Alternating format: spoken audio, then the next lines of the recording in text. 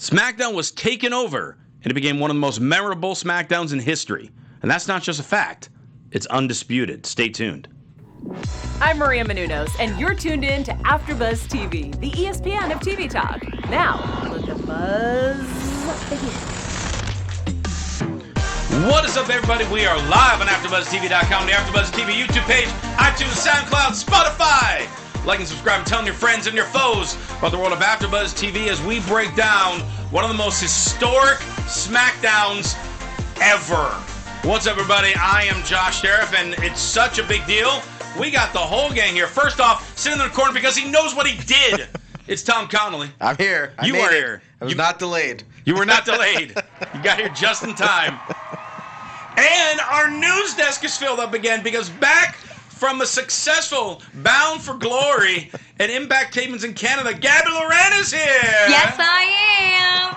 Woo! So before we get into all this craziness, we need to talk about your craziness, Gabby. These last couple weeks, you were on pay-per-view. Oh my God, it was actually really cool because exclusive. I got to finish all of my pre-tapes because they had to cut a bunch of stuff prior to the show start, and I got to watch myself in the arena because like the Giantron or whatever? Yeah, because on pay-per-view they play it as opposed to like all the regular TV tapings. You don't see my stuff until the TV episode. Oh, right. Because it gets cut in after. Yeah. So. Well, that's got to be... What was that feeling like? All of a sudden you're in the arena watching, and then on the Tron you see yourself. It was exciting because I was in the VIP area with like a lot of the executives and like marketing people and AEG people, and like they all were talking to me up there. So as soon as it came on, they're like, "Oh my God, that's you!" And we were all like screaming. It was fun. But I don't think any of the fans obviously heard. We were like way up. But it was cool. It was a lot of fun. And the Canada tapings, I didn't realize how strict the Canadian border was. A lot of people like on the team couldn't get through. Like our makeup artist couldn't make it the second day because they wouldn't let her back across the border. It was so crazy. But overall, like, loved it. Had a great experience. I got really close with Rhino, I was telling you guys through text. Like, me and Rhino, like, hung out backstage. I got to know him really well. Told me a lot about his life, like, what he's doing, where he lives. Really, like, shot the you-know-what with Don Callis this past weekend. Tommy Dreamer gave me tips backstage on, like, how to be a better reporter. So, yeah, it was amazing. And I'm going to be in New York this coming week on Thursday and Friday for their tapings also. Awesome. Yes. Yeah, she just keeps traveling. She It's so keeps traveling. She's making an impact in the world of wrestling. Huh? See what I did? Yeah, I already took that, Josh. That was my caption on Instagram, FYI, a few days ago. I wanted to be original. It's okay, you tried. All right. Well, thank you. And well, it's great that you're here. And I know you're going to keep traveling a little bit, but you're going to be back here as often as you can in the midst of this crazy schedule. Well, with that being said, yes, I probably will not be able to make AfterBuzz next Sunday because I'm going to be flying back in on Sunday evening. Sure. So. That's all right. Sorry, guys. It's okay. But I you'll think be back. it's our last tapings of the year for 2019. Okay. So, but I'm going back to my college for a gala the weekend after. So after that, I'll be back. Sorry, guys. And I'm saying but I'm not going to be here next week either. That's all right. Tom's running the show next week. I'll be here next week. Tom's here. With his twin baby. Yeah, exactly. That's who's sitting in for you All guys. But with all that, I don't know if they're going to be able to contribute except for Goo Goo Gaga. I'm going to sit right here and just hold both of them. Yeah. And I'll just talk about SmackDown. Well, speaking of not necessarily being able to contribute, about 90% of the SmackDown roster was not able to contribute this week to SmackDown. Now, something like this would probably normally be a wrestling rap segment, but it was such a huge deal. We just got to talk about it right at the top of the show. So SmackDown tonight, the one that we're going to be going over, November 1st, 2019, as it was uttered multiple times during the show, was only by one person. was truly memorable because the entire roster that went to Saudi Arabia for Crown Jewel was not back in time. They were not only not back in time, they were still in Saudi, maybe still on the tarmac for all we knew. Yeah.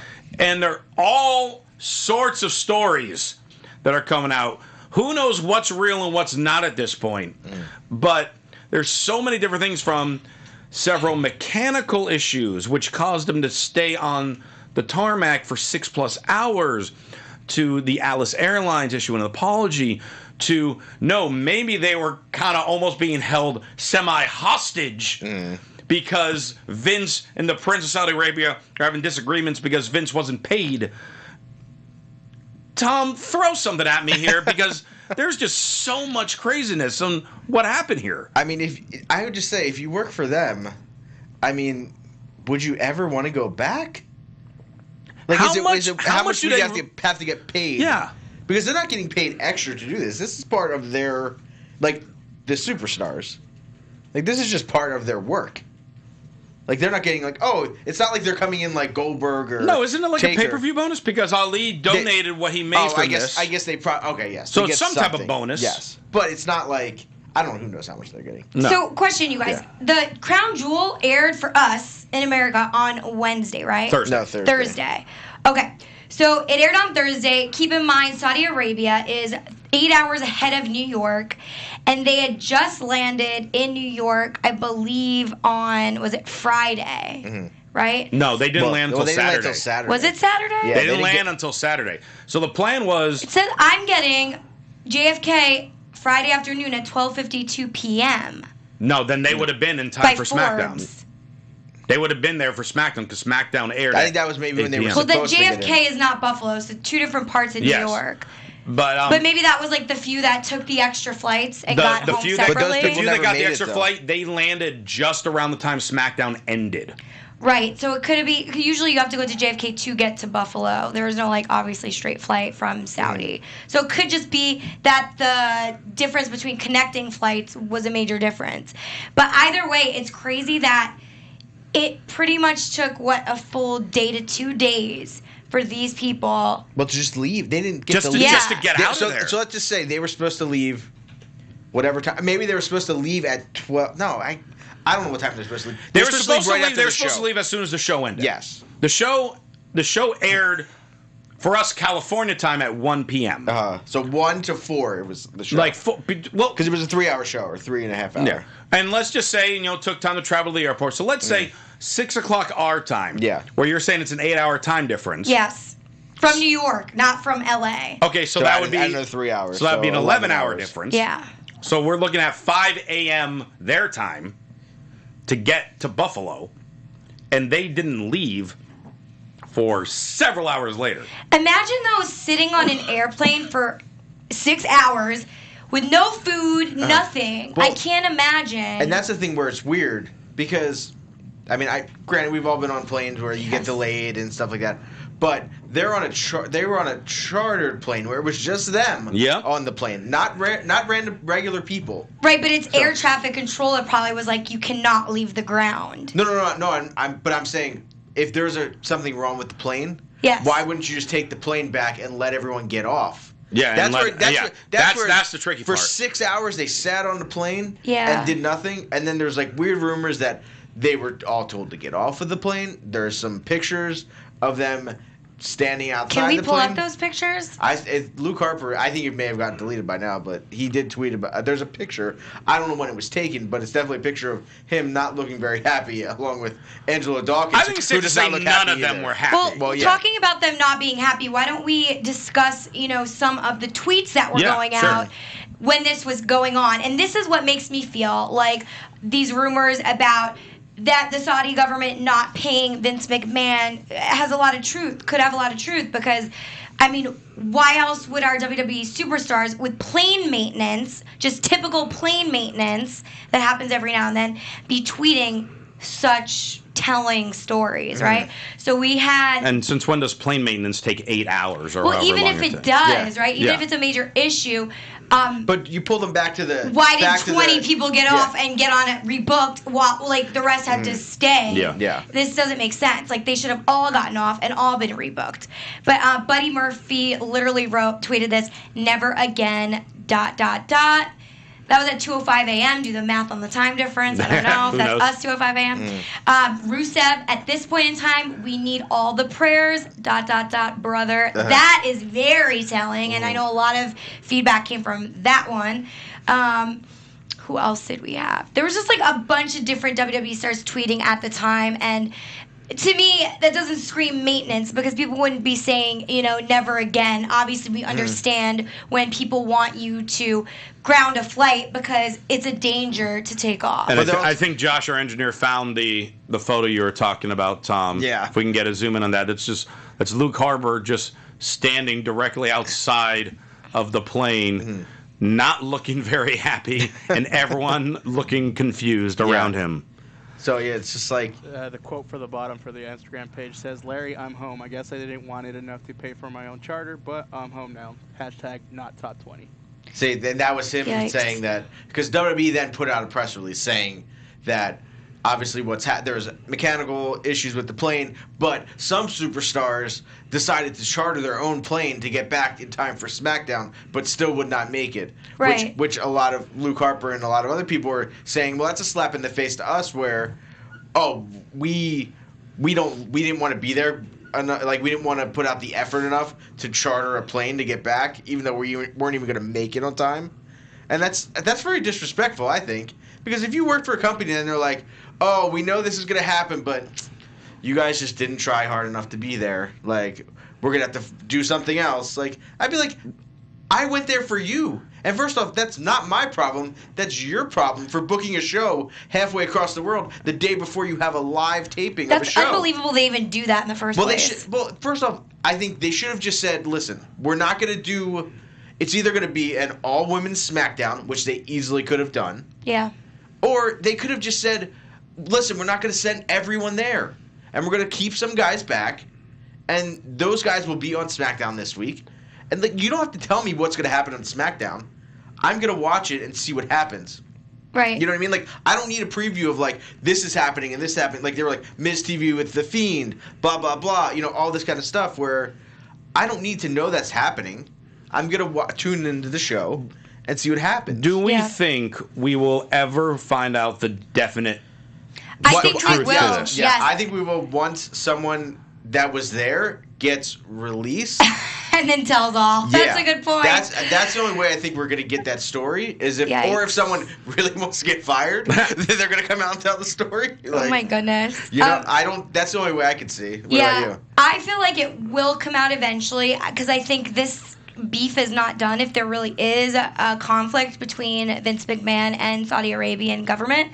The big question is, though, will they continue to work on this deal? I know we talked on this before, this topic before we went on air.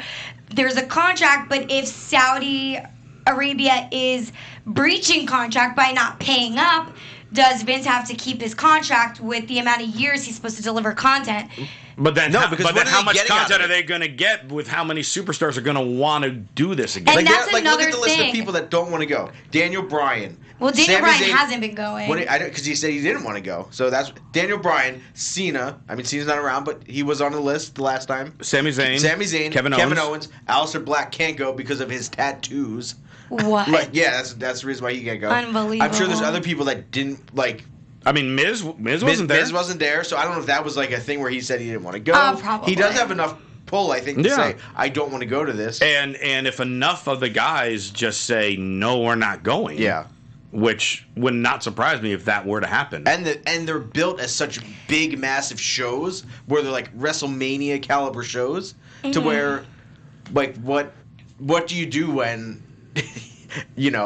60, let's just say 50 people don't want to go. You have Mansoor in the main event. I'm very scared for what's to happen if Vince ever does come out and talk about this problem because Saudi Arabia is not somebody you want to get on their bad side. Yeah. No. And it's we really don't. And not only that, this is an American company. Mm-hmm. We don't have the best relationship with Saudi Arabia. So I just feel like it's not good to have bad blood. But it's also in business. And also the fact that Vince just got up and left them all there. I don't think they say that he didn't know at the time. But if you're talking about cutting feeds, then he did know. Well, there was at least something going on where there was some kind of beef, and then he left, got on his private plane, took off out of there, and then left everyone behind.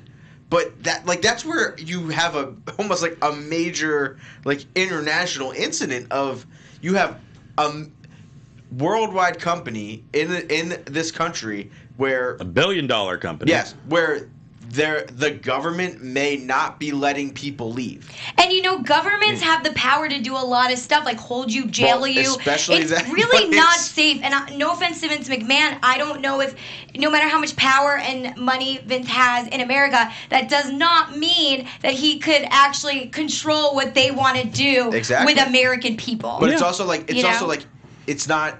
Is it safe? And the thing that sucks is that I saw clips and pieces of the show, and you did see the crowd there, and they were having a great time. Sure. So it's like, there's a lot of things that were good that happened at the show, but this kind of is just like overshadowing a lot of it. And is it even safe for them to go back again? Probably not. Because who knows what could happen next time?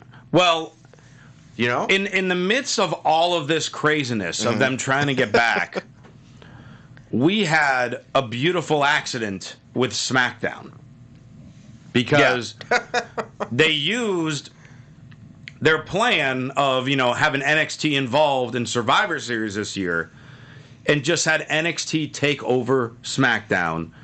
And honestly, I was texting you guys while I was watching it live. To me, this was like one of the most memorable and spot-on SmackDowns since I can remember. Because I think when their back is against the wall, they know how to step up. Which is, you almost wish this would, like, something like this happened every week, where it was like, just chaos. Yeah. And let's see what happens. So let's get into the show because so much happened on this as well. So first off, our commentary team starts with Tom Phillips, Renee Young, and Aiden English. Which means, wasn't Corey Graves stuck too? Like there was, Cole and Corey Graves were out there. Yeah. Which is weird that they're not on Vince's Greg private Hamilton plane, was out there because Caleb Braxton was the ring announcer. Well, I hope that they had Kathy was there. I hope they taped this for Total Divas filming Corey Graves. No, I'm just kidding. Because Kayla would have done the backstage stuff, but since she had a ring announce, then they flew Kathy Kelly in to do the backstage stuff. This was actually a huge opportunity for these people. Yeah. That's what I'm saying. It bumped people up. These big opportunities. Yeah. After listening to this, I really miss Tom Phillips on commentary. Tom Phillips is great. I was like, man, I really wish he was actually on SmackDown every week. So, one person we might not be seeing on SmackDown every week now is Brock Lesnar, because he came out to start the show. Heyman talks about how Lesnar's pissed. They show pretty much the entire match from Crown Jewel. Which I thought was very weird, but okay. When Brock retained over Cain Velasquez. And then they showed Rey Mysterio attacking Brock after the match. And Vince McMahon said Mysterio can't come to SmackDown because it's contractually owned by USA, essentially. Because he's on the Raw brand. So he shouldn't be on SmackDown. So they're doing the right thing. Yes, which I was surprised by. Yeah. So Brock isn't going to have anything with that. So he quits SmackDown and is showing up to Raw to attack Mysterio. Yeah. I thought he was going to say, Survivor Series is Raw versus SmackDown, so, Mysterio, you're going against Brock. But if we have Bray Wyatt win the Universal title, then this is going to explain how that works. Because all of a sudden Brock's going to move to Raw, and Bray's going to bring the Universal title to SmackDown. But I think this is a huge loss to SmackDown. Oh, it's a massive loss. What do we get for it? That's what I want to know. Maybe NXT guys. I know, but I think there should be someone from Raw coming to SmackDown now. Yeah, I mean, we'll have to tune in on Monday to find out what happens with it. Yeah, I think there will be definitely changes. But, speaking of this being one of the best shows because of this conflict, the ratings bumped up too because I know that they were suffering a little bit. But this show proved everyone wanted to see what was going to happen. Yeah, exactly. I guess, they say about the PR, if, it doesn't matter if it's bad PR, it's still good PR. Yep. That's what happened with the Saudi Arabia thing. It doesn't matter if people are saying good things or bad things about you. They're saying things about you. Yeah, they're just talking. It's enough. But are ratings really driving everything, though? When it comes down to it? Most things. I guess. I just think you'd want to put on a good product every week. Not go, we've really got to put on a good product tonight.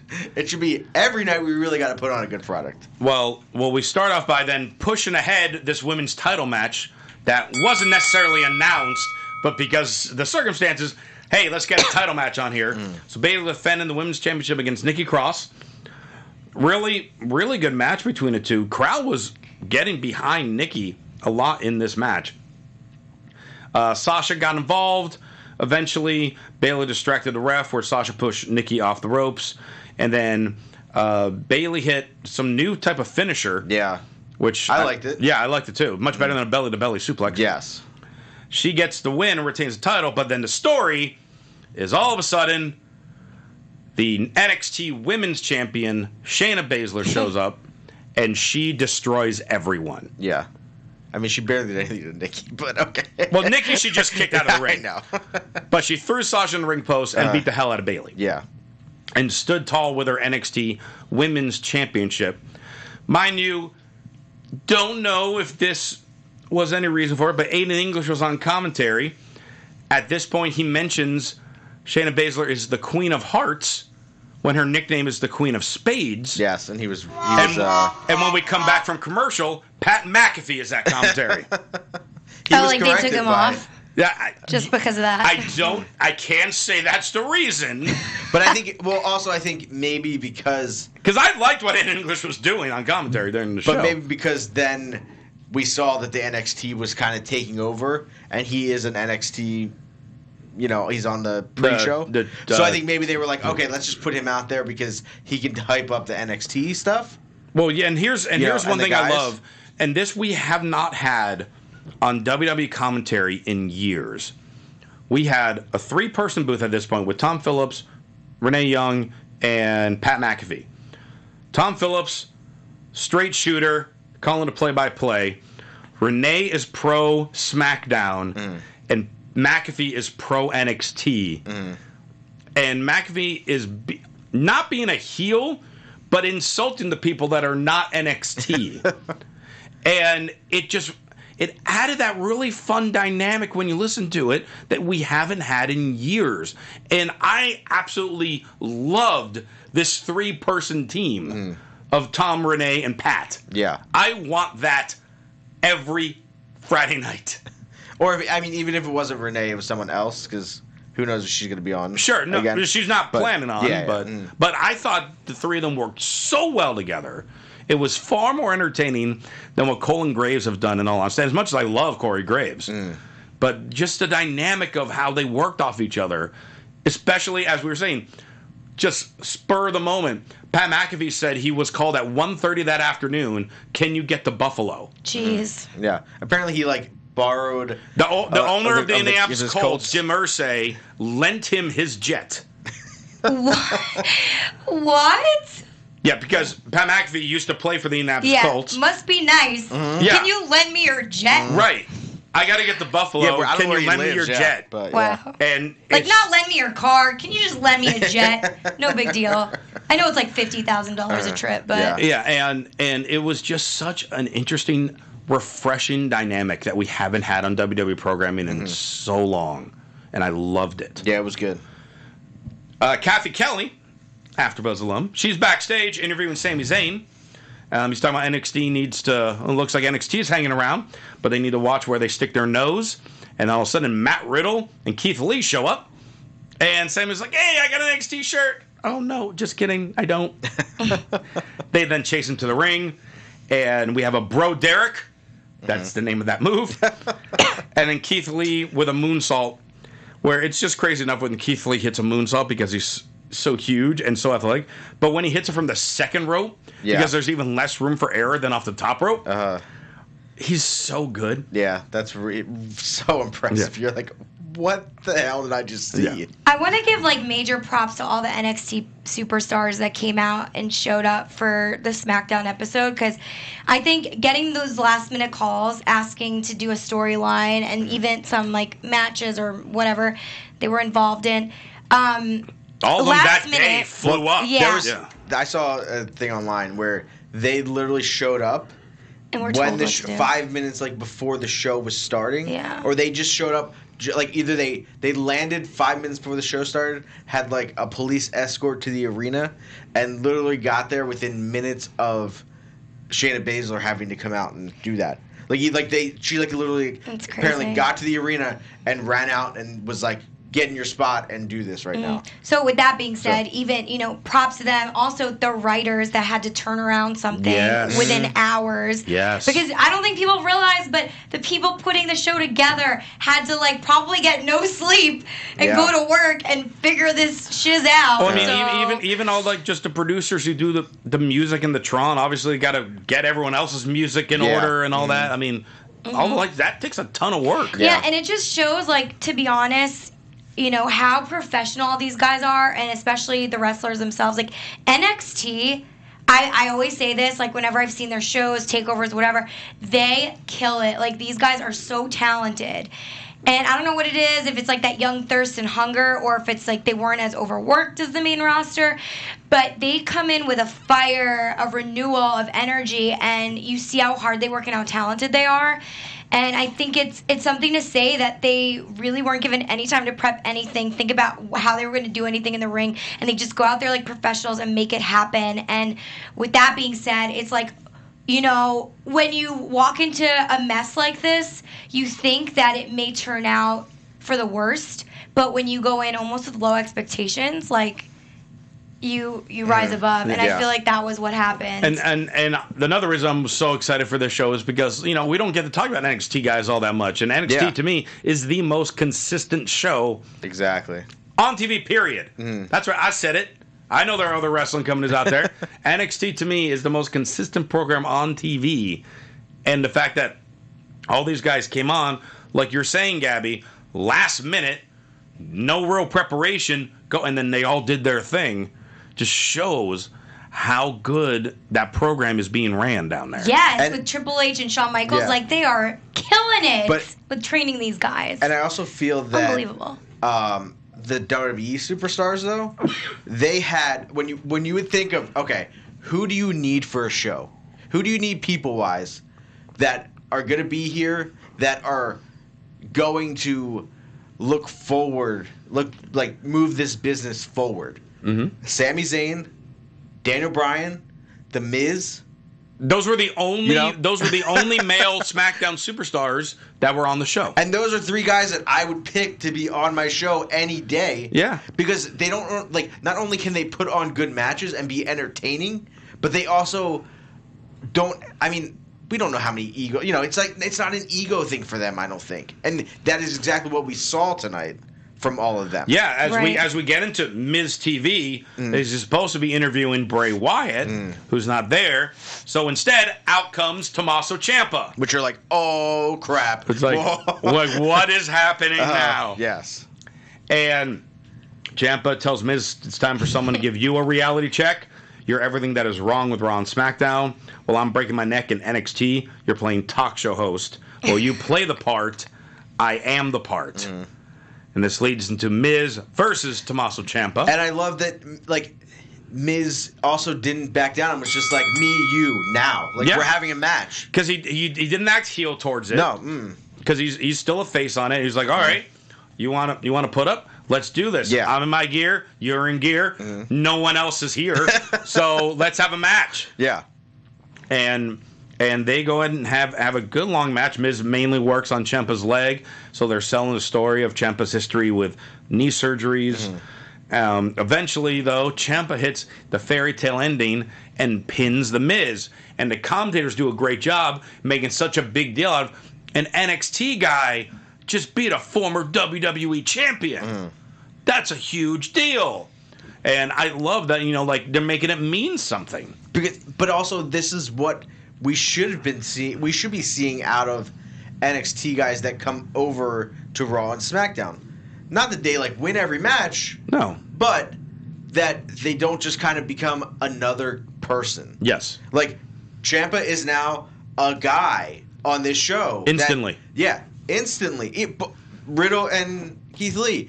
Impressive where they took out Sami Zayn. Granted, it was 2-on-1. 2-on-1, but it still worked in their favor of showing how dominant they are, or at least showing that they are hungry and they want it. And it makes me very excited for Survivor Series, which I feel like the last couple of years I haven't been. Yeah. There's been one or two matches, but you're like, okay, brand supremacy, but what do they get out of it? At least now they're like, oh, we really need to prove that we're better than these younger kids. Yep. Yeah. Kind of thing. I wish there was a way for WWE to make the rest of the main roster like as exciting as NXT, because I just feel like it's like same old every week. But maybe it's also because NXT developmental, they have time to like train and try new things. Whereas everyone on the main roster is like spread out in different states, and it's just a week-to-week show. Like in their off time, they're with their family. But NXT's is now week-to-week too, though. Yeah, but they're more local, localized week-to-week live tapings. Yeah. But I think that we saw it on Raw this week was that a lot of very long matches. Yes. Which I think is also something that would help overall of not someone losing in 2 minutes, because to a fan that watches, if someone loses in 2 minutes, they become instantly almost a loser. Mm-hmm. Because, they can't even beat that person? Then why should I care? Yeah. But you can have Andrade versus Sin Cara for 20-some minutes and make Sin Cara look really good at the same time and go, oh, guess what? That guy's really good as well. He could maybe have won this match.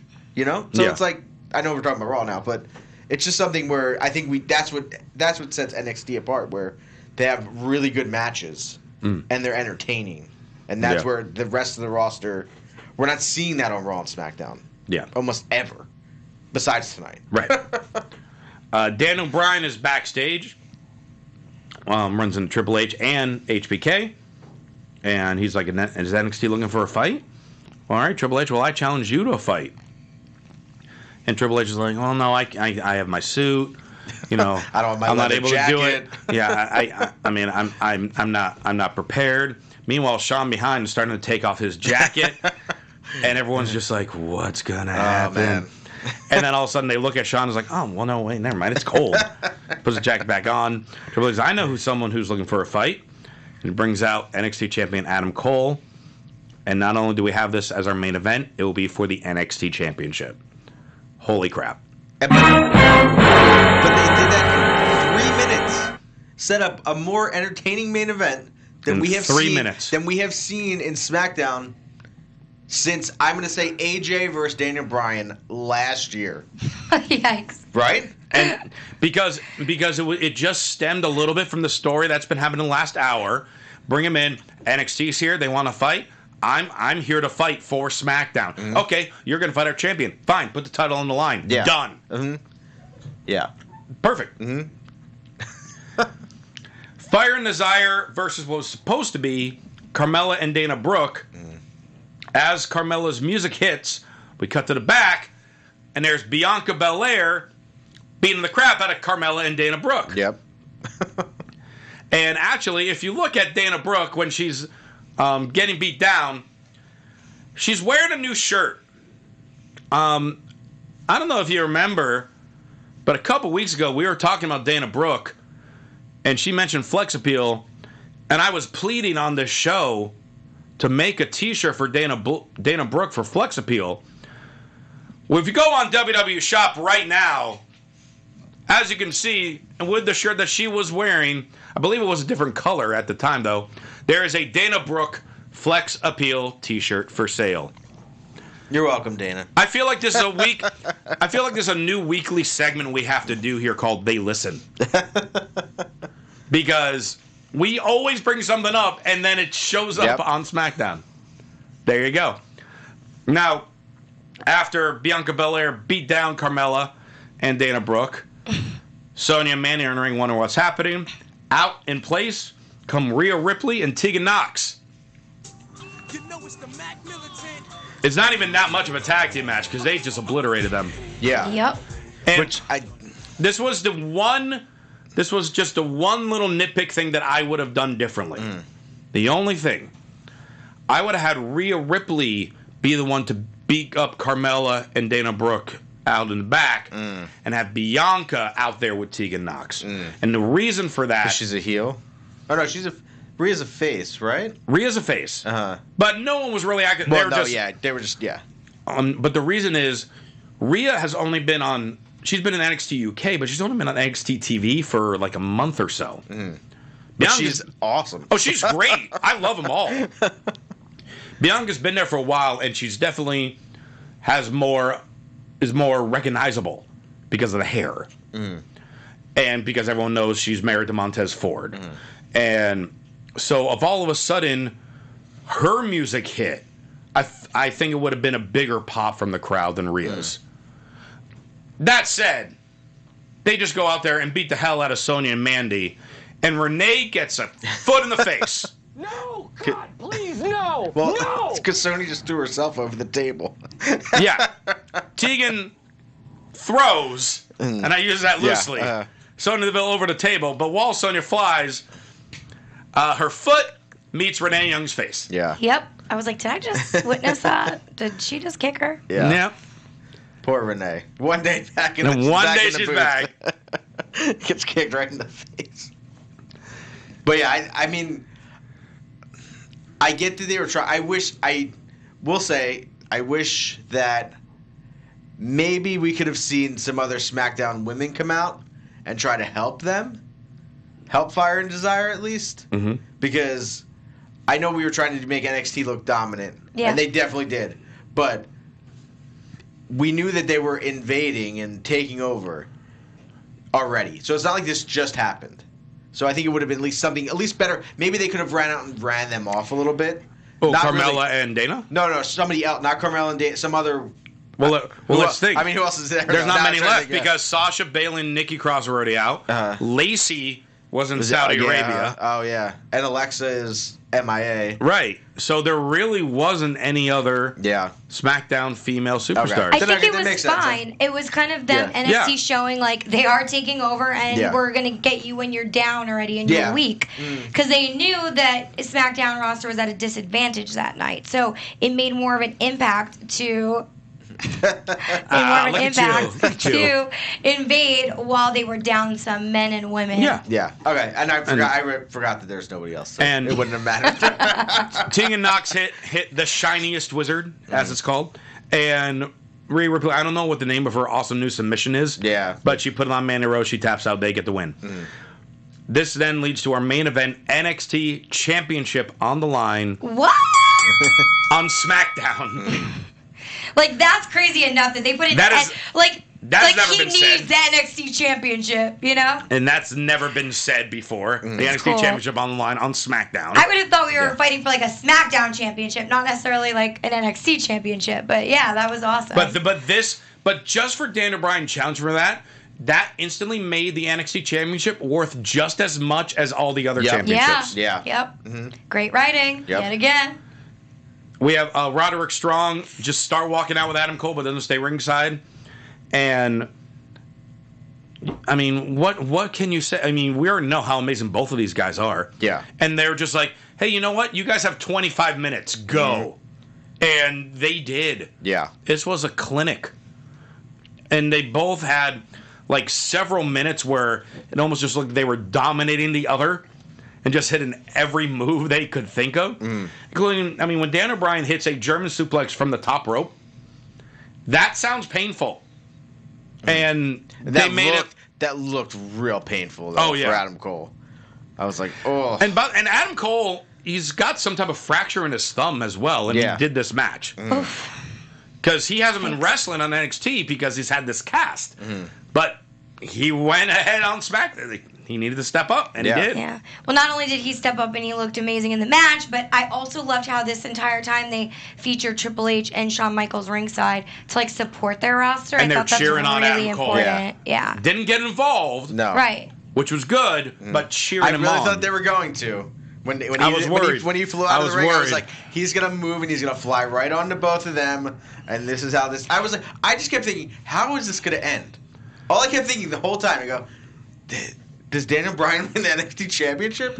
Or does it just end in DQ? And then when the ending happens... And then, instead, we have a Panama Sunrise in the last shot, and Adam Cole cleanly beats Daniel Bryan. And that's why you need Daniel Bryan on your roster. Yes. Because he, like I said before, he understands his business. He understands that by losing to Adam Cole, he put Adam Cole on a completely different level than anyone else in NXT right now. No, he put NXT Yes. on an equal level as SmackDown. Yes, okay. Exactly. But also Adam Cole. Like, well, Adam Cole I feel especially. like a lot of people, I've watched NXT with friends, and when they see Adam Cole, they go, "What? Who is this guy?" He's like, that's the freaking future. Well, no, but more like he is not he's not jacked. Not jacked. He's on the skinnier side. But then they're like, wait, he's NXT champion? But I mean, I'm a fan of him. I think he's good. I've watched so many, a bunch of his matches. Well, if people ever say that, be like, well, have you seen Shawn Michaels? Exactly. Not only that, but also like, Daniel Bryan is the same. Like, that's why I thought it was almost so even between the two. Yes. Where they're both two, same size, same stature.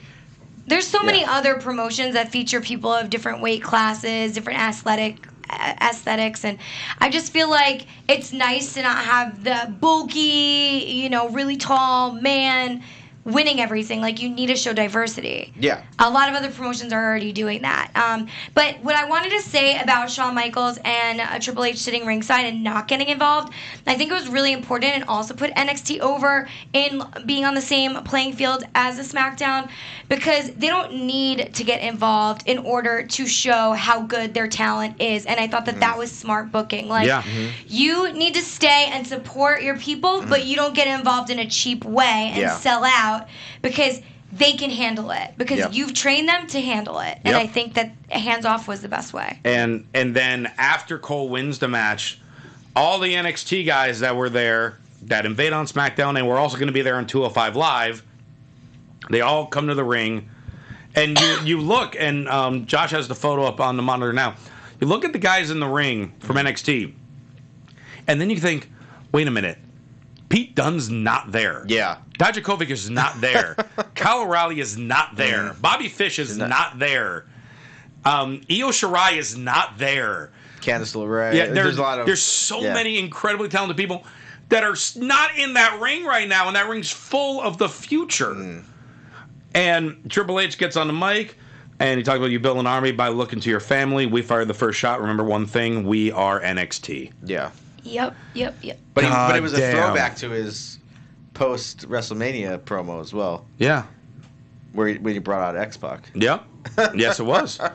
And that's why, with everything that happened on this, whenever we have like SmackDown anniversary shows, like the 3000th episode or this or this or that, they always look back at like key nights. This is going to be one of those nights that they go back to, because this was the night that on Fox, on network programming, they saw glimpses of the future superstars. And they all tore it up. But how fast until Fox goes, I want that guy on my show. Fine, please. I mean, I'm saying well, yes. great for them then. Yeah. That's a good thing. I want this guy on my show every week. Yeah. I don't want him just on USA. So, I mean, we'll see now, obviously, how Raw responds, how NXT, because they're intertwining them for Survivor Series. But until then, I know we got a couple of the wrestling wrap items that we need to go over. Let's get to that. Let's do it, Gabby. All right. I know you guys have missed this segment a lot. So, wrestling wrap for this week, Lance Storm just announced that he will be returning to the WWE, but this time as a producer, not a wrestler. You might know him from formerly being with WWE, WCW, and ECW. He's also been had roles as producing-wise with Impact Wrestling, and he's worked with the WWE Performance Center in the past. It's incredible because he's 50 years old, this man, and it's cool that in wrestling, like, it doesn't matter how old you are, maybe for the action purposes, although I've seen like 50 plus get in the ring and still do things, but it's nice that there's still other roles for you to fill since you know the business in and out. So let us know what you guys think in the comment section with Lance Storm's announcement that he will be returning to work with WWE as a producer.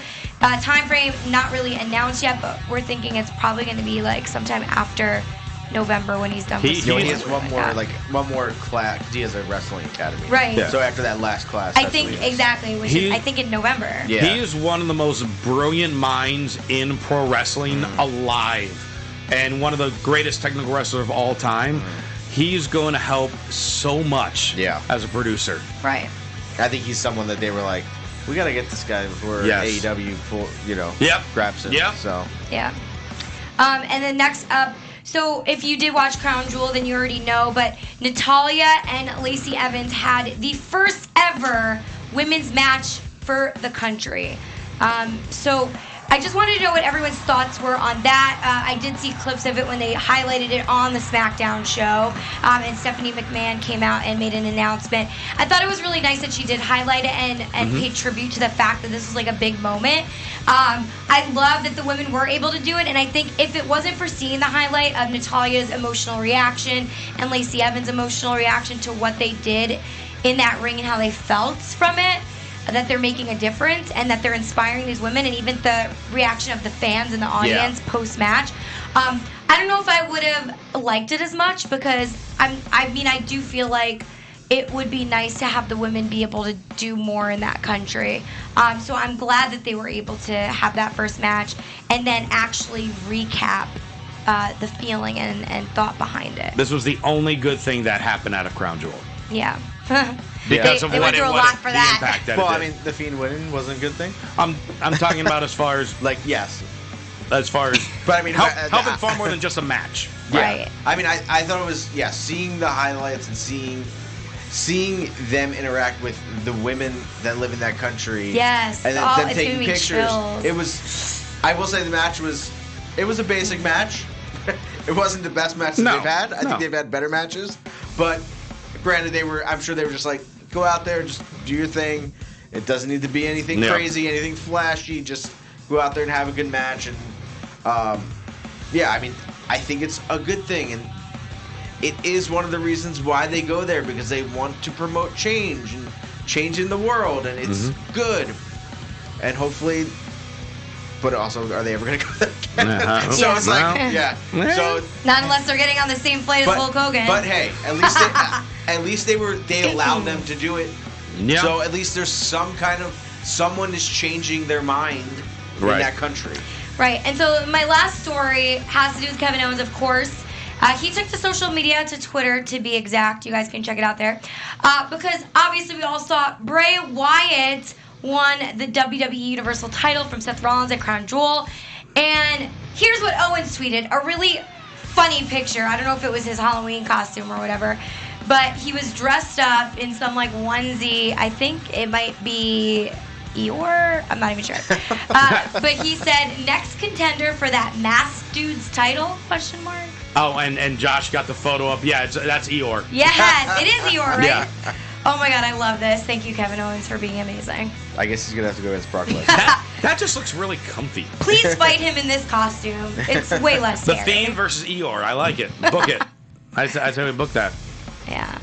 Well. So yeah, that's it. That concludes Wrestling Wrap. We want to know what you guys at home or wherever you're listening to this, what you think of what transpired on this SmackDown, on all the crazy rumors that happened after Crown Jewel, and how all this is going to work out at Survivor Series. You could tell us by leaving comments on the YouTube page or on iTunes, and you can chat with us on various forms of social media. Gabby, she's going to be in New York, so if you want to go to the Impact tapings, go say hi to her. Tell her, you know, from AfterBuzz, and she'll be like, yeah, that's me. I'm that person. Let's make fun of Josh together. Then, you'll probably do something like that. Yeah, that'd be awesome. Yeah. And I'm literally inviting tons of my friends and family next week, so I'm really excited about that. How can people reach out to you, Gabby? You guys can reach out to me on Twitter and Instagram at Gabby Loren TV. That's GABBYLOREN TV. And yeah, I'll be at Impact in New York at Melrose. It's at the Melrose Ballroom in Queens, which is pretty much Astoria. So hit me up if you're there. Tweet at me, and then keep watching the episodes on Access TV on Tuesdays. All right, Tom. Find me Twitter, Instagram, Tom.com. Check out my Etsy store. It's almost holiday season. Get those rings. Get those Connolly rings Central. ready. Any Black Friday sale announcements? Not yet. Not yet. Okay. There'll be something though. There's a tease. Yeah. There's a tease. Let me get it together, then I'll. That wasn't planned. I just put him on the spot there. And follow me on Twitter and Instagram at Josh_Tariff. And Christian Rosenberg still got t-shirts for sale at ProWrestlingTees.com/Christian Rosenberg. And for all your other AfterBuzz TV news and gossip, follow me on Twitter at AfterBuzz TV. Thanks for tuning in. For Gabrielle Loren and Tom Connolly, I'm Josh Tariff, and we will see you later. Our founder, Kevin Undergaro, and me, Maria Menounos, would like to thank you for tuning in to AfterBuzz TV. Remember, we're not just the first, we're the biggest in the world, and we're the only destination for all your favorite TV shows. Whatever you crave, we've got it. So go to AfterBuzzTV.com and check out our lineup. Buzz you later. The views expressed herein are those of the hosts only and do not necessarily reflect the views of AfterBuzz TV or its owners or principals.